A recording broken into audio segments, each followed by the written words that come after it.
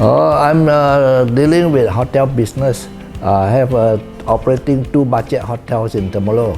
So this is a new building that I built, and then intend to make it into a homestay.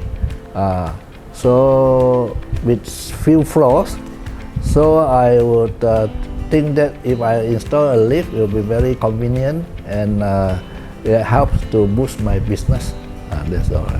Because my building here has 3 floors.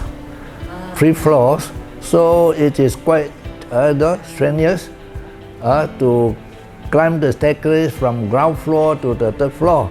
And then especially to me, I'm in the old age bracket now, so it will be very tiring.